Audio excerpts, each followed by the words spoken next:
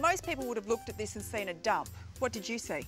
Well, there's dollars. A lot of our clients are making great money by doing cosmetic renovations. Sand the floors back, a beautiful jarrah. A renovator's delight. If it really goes well, you may even make 40 or 50 grand. This is Barry Scott's third reno in just 12 months. How long will it take you to renovate this place? This will be 6 weeks. In 6 weeks, he'll buy, fix and sell his latest investment property, a rundown 3x1 brick and tile.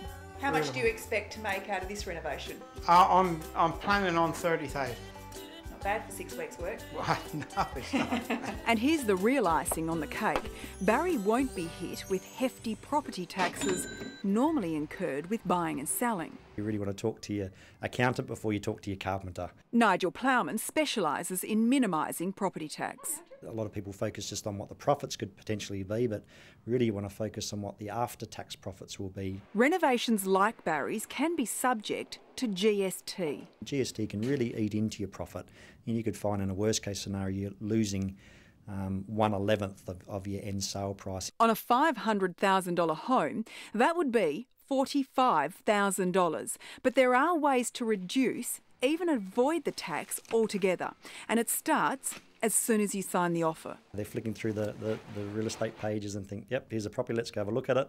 There's a bit of urgency to put in the offer, and before you know it, you could have made a very costly mistake. According to Nigel, you can drastically reduce the tax by simply putting a clause into the sales contract. The margin scheme will apply, and then therefore you're only limited to the margin, the difference between the purchase price of the property and the sale price of the property. Or avoid GST altogether by sticking to cosmetic renovations only and not making structural changes. If you stick to those types of cosmetic improvements, well then generally the GST won't apply. If you want to renovate it and move on quickly, focus on the cosmetic things. Damien Collins is a buyer's agent. Structural things, you spend the money on it, you don't generally get much more than your money back.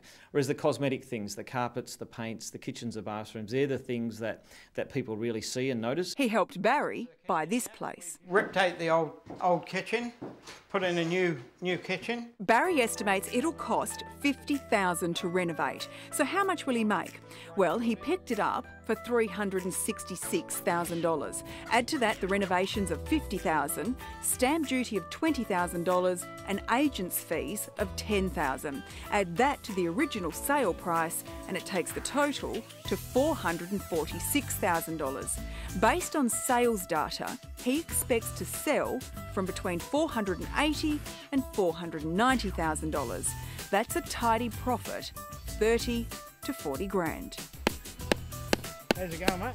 The beauty is he doesn't do the heavy stuff himself, paying tradies to do the job while he's at work. If I come down and paint a couple of rooms or tidy up a bit in the garden or something, that's pretty good money for doing that. He won't pay GST, but because he's not keeping the property for 12 months, he will pay capital gains tax. But according to Nigel, there's even a way to reduce that. For example, running the property through a trust means that the capital gain can be distributed to an individual who's on a lower marginal tax rate. The experts say it's the simple mistakes that can cost you a fortune. So before you buy, they suggest getting advice. You want your accountants, you want your finance brokers, you want your key trades, you want your property coaches. It's really working out very well with the team I've got now.